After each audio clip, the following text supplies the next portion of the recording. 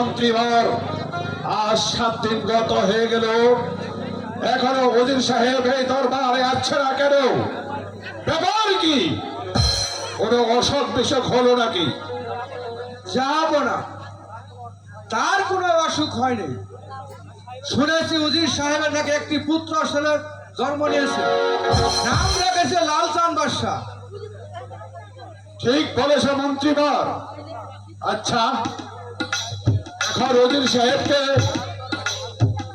রাজ দরবারে হাজির করার জন্য তাড়াতাড়ি করুন। আমি এখনই ব্যবস্থা করছি। এই কে আছিস? ভাই স্মরণ করেছেন হুজুর। আমি এই মুহূর্তে ওজির সাহেবকে এই রাজ দরবারে হাজির করে কথা দে, আমি তাই যাচ্ছি।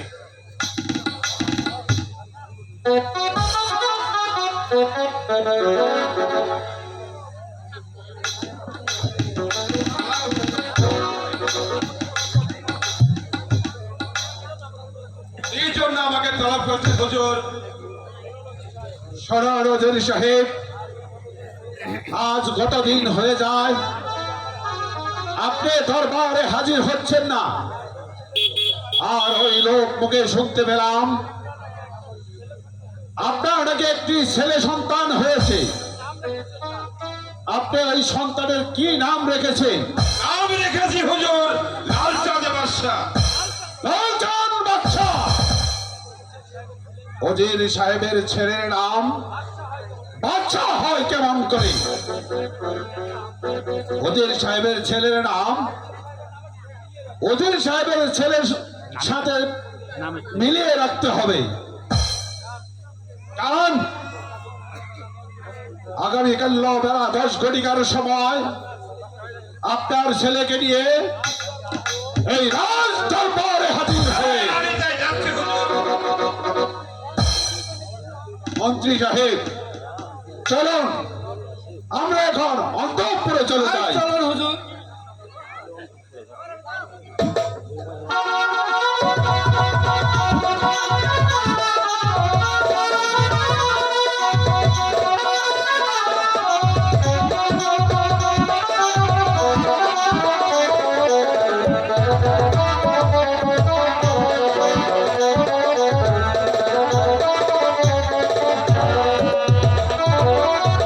বেগম, বলুন।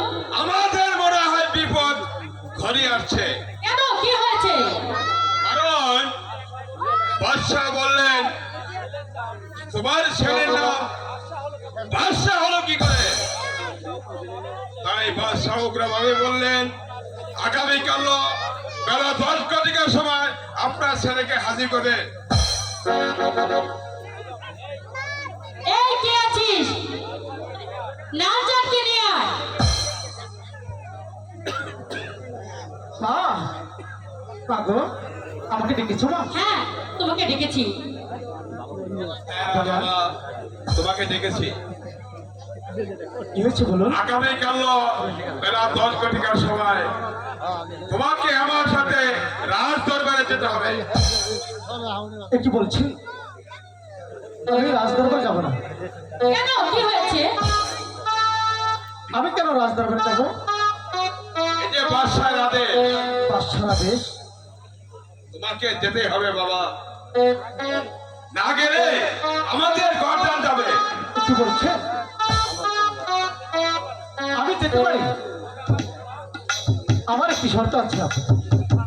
কি শর্ত বাবা? আমি পায়ে হেঁটে ওই রাস্তা করে যেতে পারবো না। তাহলে তুমি কিভাবে যাবে? বাদশা যদি তার হস্তি পাঠিয়ে দেয়, ওই হস্তির পিঠে সওয়ার হয়ে তারপর আমি রাজদরবারে প্রবেশ করবো। নচে আমি ওই রাজদরবারে কখনো প্রবেশ করবো না। তা কি করে হয়? তারা হলে আমি আপনার বাদশার রাজদরবারে সাক্ষাৎ করতে যাবো না, যাবো না, যাবো না। লালচাঁদ, শুনেছো বাবা? লালচাঁদ! বেগম, এই ছেলে তো দেখা যায় আমাদের বিপদ ডেকে আনবে। চলো বেগম,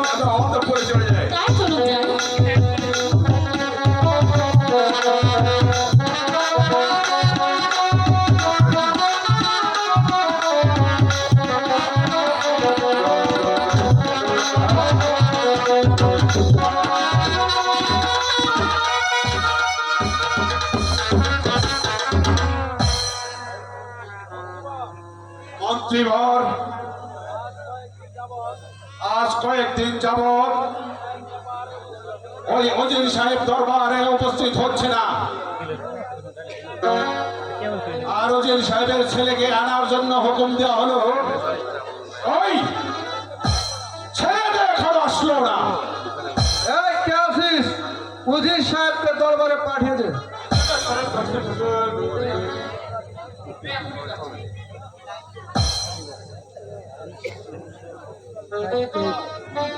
মন্ত্রীবর আমার মনে হয়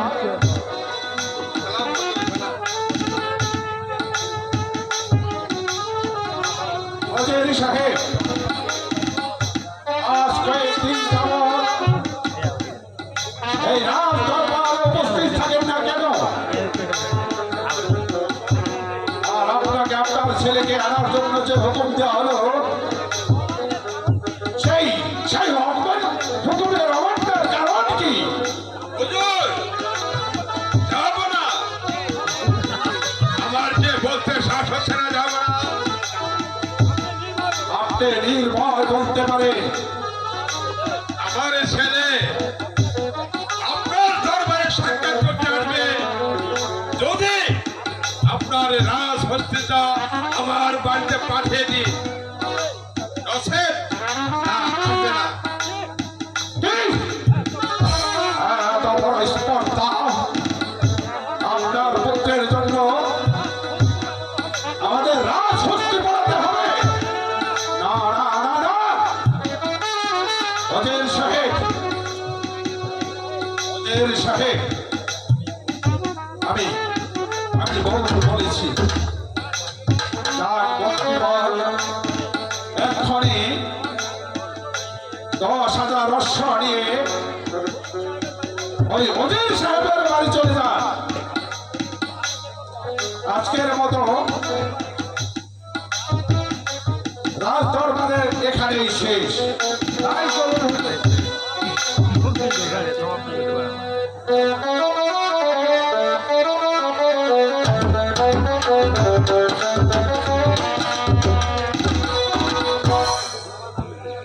আমার রাজা বাদশাহ বলো না বেটা। তোমার জন্য রাজা যে তার রাজহস্তি পাঠিয়ে দিয়েছে, বাহ, তুমি তো খুশি হয়েছে বাবা।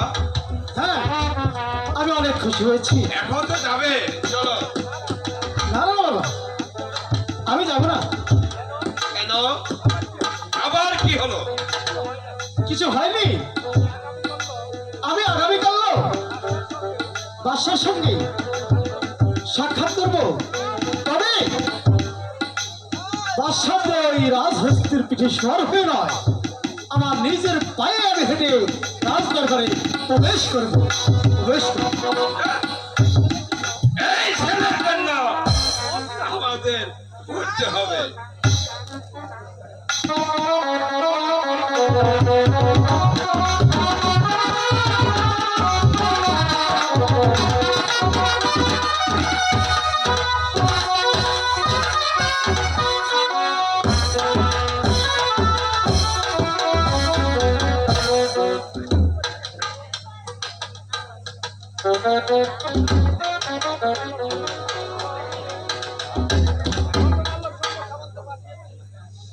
গতকাল সন্ধ্যা সমস্ত পাঠিয়েছি ওই অজির পুত্রকে আনার জন্য।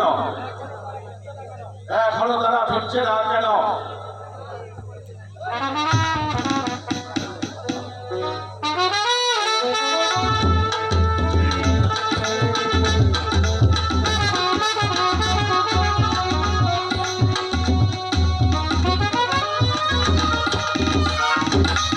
জাহানার জয় হোক, জাহানার জয় হোক।